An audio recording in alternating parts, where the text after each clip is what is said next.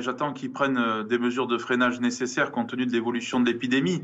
Donc moi, je demande trois choses. D'abord qu'on ait un confinement territorialisé, utile et avec une fermeture des écoles, parce que je crois qu'aujourd'hui, on a besoin d'harmoniser en tout cas les vacances scolaires. On a cette possibilité de le faire avec les vacances scolaires, avec des conséquences moindres sur le niveau de scolarité, parce que si vous fermez sur 4 semaines, la vérité c'est que vous prolongez les vacances scolaires de 15 jours.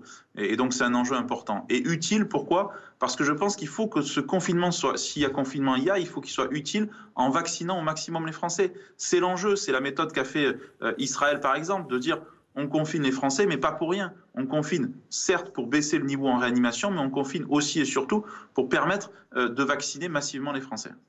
Mmh. Donc, vous n'êtes pas opposé, au contraire, à de nouvelles restrictions fortes? Non, parce qu'on voit bien aujourd'hui que le virus circule fortement en Île-de-France, dans les Hauts-de-France, dans certaines régions du sud de la France également. On voit bien que nos capacités de réanimation, malheureusement, sont limitées.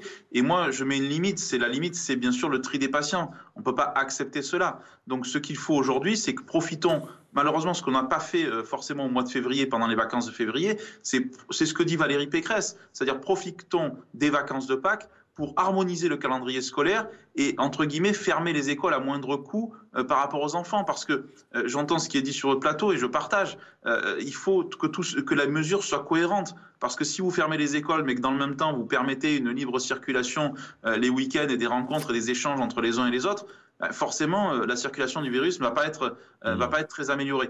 Et puis surtout, je pense qu'il faut que le président de la République nous dise clairement ce soir quel est son calendrier sur les vaccins. Parce qu'aujourd'hui, il y a un problème, c'est que plus personne ne veut se faire vacciner en AstraZeneca. Et donc, il y a un ralentissement du rythme des vaccinations qui est lié à la faiblesse des doses, mais qui est lié aussi au problème de défiance vis-à-vis de l'AstraZeneca. Donc, il faut qu'il nous dise avec quel vaccin il va vacciner les Français et dans quel calendrier précisément, parce que c'est ça aussi l'enjeu pour sortir de cette épidémie.